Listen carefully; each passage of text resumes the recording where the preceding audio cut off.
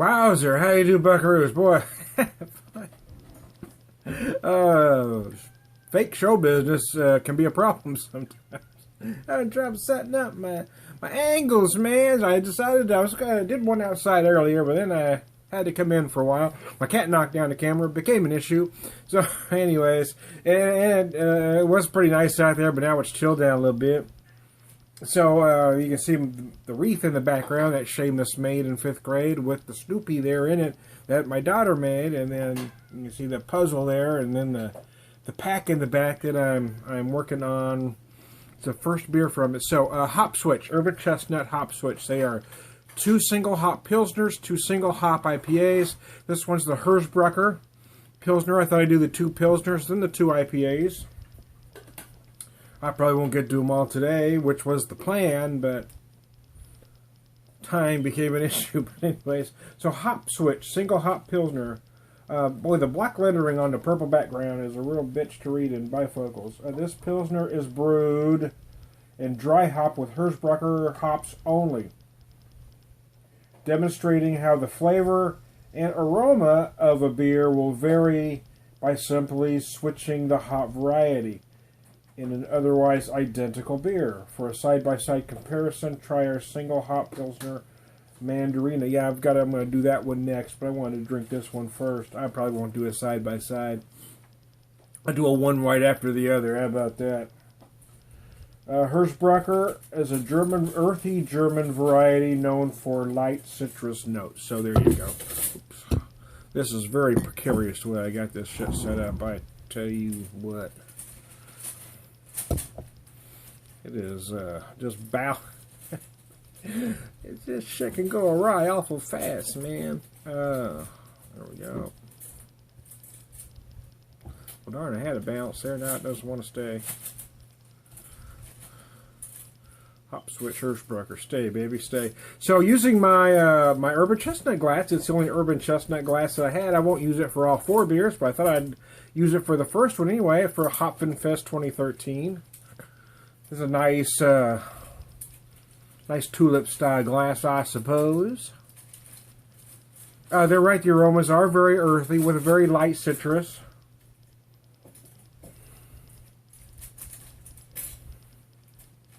The citrus I'm getting, to be honest, is just a very light lemon zest kind of feel. On the nose, anyway.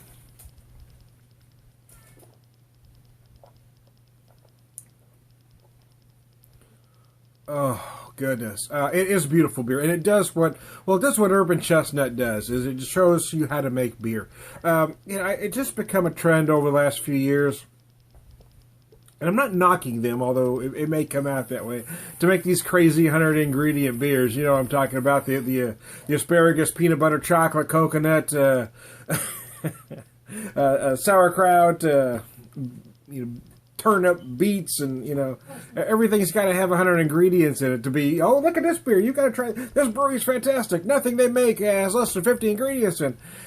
I think people forget the point. The point of craft beer or microbrew wasn't to make these crazy beers. Again, I'm not knocking them. I'm not saying you can't enjoy them. I'm saying don't forget what craft beer was supposed to be in the first place, which was just making beer how it was supposed to be made. You making a quality beer using quality ingredients. And I think that gets forgot about. Whereas someone drinks a beer that doesn't have those 100 ingredients, and to them it's an average or mediocre beer. Because it doesn't have these crazy, wild, whacked out flavors. It doesn't have peanut butter, cayenne pepper, you know, oregano, Brussels sprouts. I mean, a beer should taste like a beer, and that's really what Urban Chestnut does. That's what I admire about them most, is that they haven't got into that fight. They just keep making beer. They keep making good quality beer. They don't get into those pound-for-pound hot fights with IPAs and double IPAs either. They just keep making a quality beer, and that's what I love about them. I don't know if I've had all of these. I've had a couple of these before in their tap room. I know I've had the Triskel IPA at their tap room once, and I thought it was gorgeous. And I thought that was a nice thing that they did is in the tap room that you couldn't get in bottles at the time was that they did a lot of these single hop Pilsners and IPAs. I love the idea because it just shows you break beer down to its simplest form, and it's just elegant. Chefs, for instance. I mean, I bet you could talk to almost every top chef, and they'll tell you. I know, as just a regular cook, I know that when you start learning more techniques and learning about different ingredients, you start feeling a need to add more and more ingredients until you get to the point where you kind of lost sight of what you started out doing in the first place, which was making the dish right. And I think with beers, it's the same way as being a chef or just a good cook, in my opinion.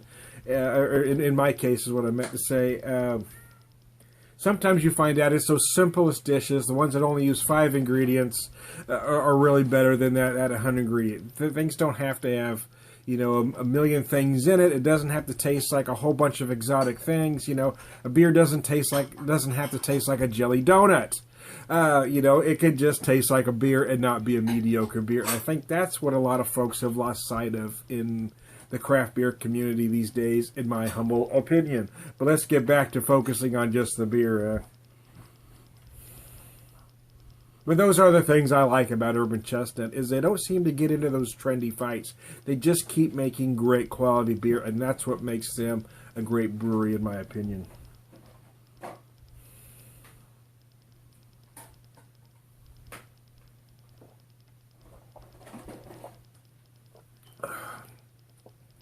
Wow, that's good. It's one of those beers you don't necessarily want to guzzle, but you almost can't help it because it just goes down quicker than a Tijuana hooker. I mean, it's just tasty.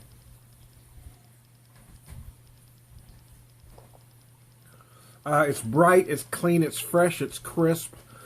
It finishes dry on the palate like it should. And just the flavors are just incredible. It just shows that simple... Well, simple can be better. All you have to do, you don't have to have 100 ingredients to make a quality beer. You just have to have the right ingredients.